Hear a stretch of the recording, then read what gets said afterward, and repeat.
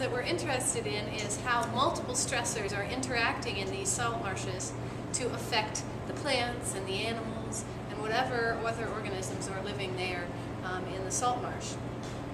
And in light of the oil spill a few years ago, we're interested in how oil, as one of those stressors, influences the plants. And so this experiment that I've designed is going to look at how the oil and the dispersant, as well as a couple herbivores, affect the growth and the functioning of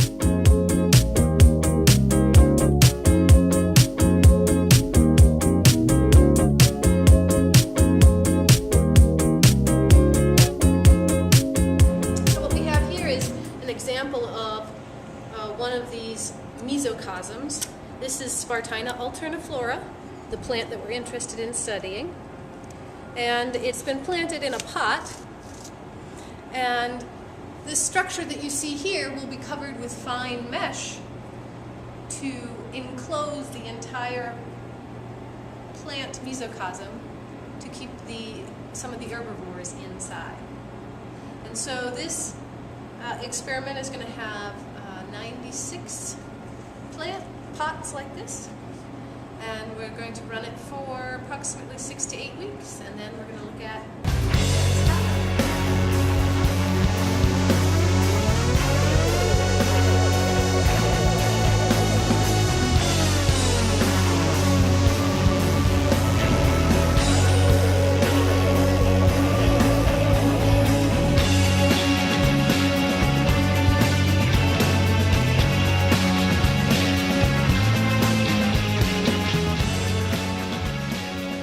Hi, I'm Phil Stouffer. I'm a professor here at the School of Renewable Natural Resources at LSU, and I'm a researcher for the LSU Ag Center. I'm here with my colleagues, Dr. Sabrina Taylor and Dr. Christy Bergeon-Burns. We are involved with a project examining the effects of the oil spill on seaside sparrows. So this is a bird that lives its entire life out on the edge of the earth in the salt marsh, and obviously then it's potentially impacted by things like oil spills. So we are interested in particular in how processes that happened in the water, the spill, might make their way into this terrestrial bird. So it's a bird that Sorry. Yeah, okay, you can fix that.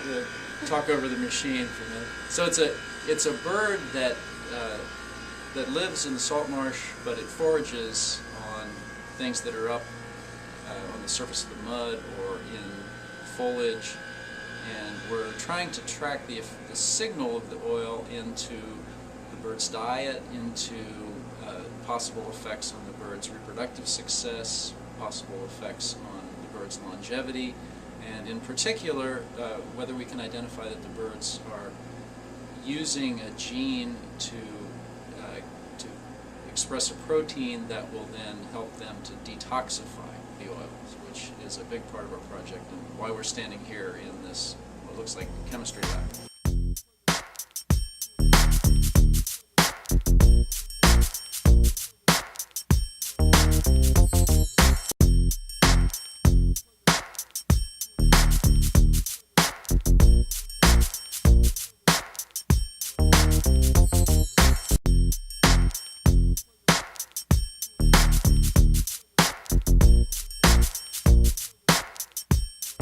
I'm Sabrina Taylor. I'm also involved in the Seaside Sparrow Project.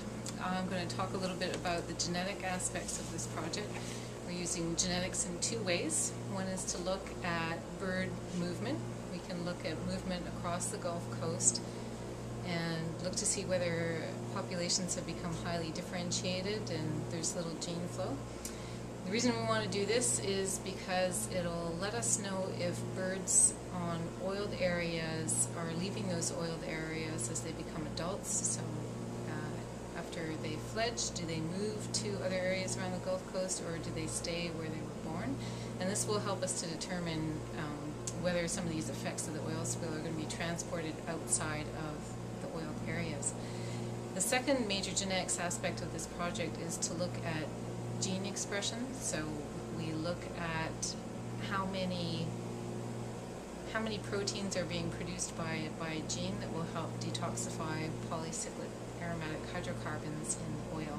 And so that's another type of work that has to take place on the genetic side.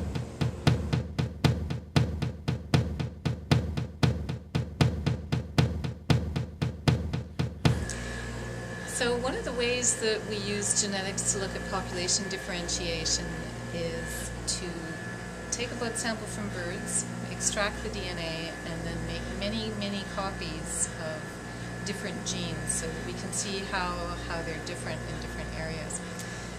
And one of the ways you make many copies of a gene is to use the polymerase chain reaction. So what this machine is a very fancy, expensive oven that controls temperatures very specifically. So what happens is you have a double-stranded piece of DNA. You have a denaturation step where the double-stranded DNA gets split into two single strands, and you have a couple of things that are called primers which anneal to those strands. So they're just complementary bits of DNA that will anneal to complementary parts of the DNA. And then you have the 4 bases A, C, G, T in your mix, along with an enzyme that's going to incorporate those bases. So that enzyme incorporates those bases, you double the number of DNA strands that you have in your mix, and you do that repeatedly, usually 35 or 40 times. So you get this exponential growth rate of the number of DNA copies that you have. So with a single strand of DNA, you can theoretically end up with a billion strands of DNA. And with that much DNA, you can visualize your product or your gene on gels and through sequencing reactions.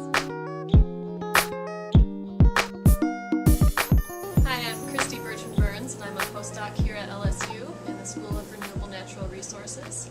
And I'm also involved in the Seaside Sparrow and Marsh rice rat project here in the salt marshes.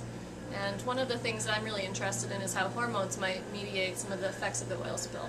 So hormones are important mediators of life history trade-offs, and a single signal like a circulating hormone can help many different traits to evolve and really help an animal adjust to the stressors or the time budget in their environment.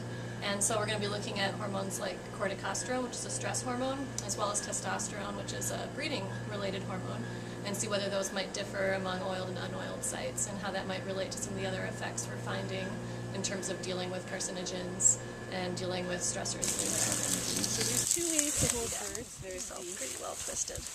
canvas grip, which is like this. You've got their heads. So females, if they have a nest, will have a brood patch. And you see when I blow the feathers, you can't see any bare skin. If it did have a brood patch, the female would lose all those feathers on her belly, and it becomes very vascularized so that she can transmit heat to the eggs more directly. Males will have a cloacal protuberance, it's called. So this is the cloaca here. Do you see that? Yeah. So during the breeding season, that swells a lot in males, and so you can sometimes tell birds apart by looking at whether or not they have a brood patch or whether or not they have a cloacal protuberance. So the brood patch is females, cloacal protuberance is for the males. Okay, so the other grip is to hold them up here. So you've got them snugly held between your fingers like that, right? And then they can, That's why it always looks so nice. yeah, and I'm actually, normally you would have the bird sitting on the other side of your hand, but I got him out of the net with my left hand, which is not my right hand. But this is an easy way to pass him off to one of you guys if you want to try holding the bird.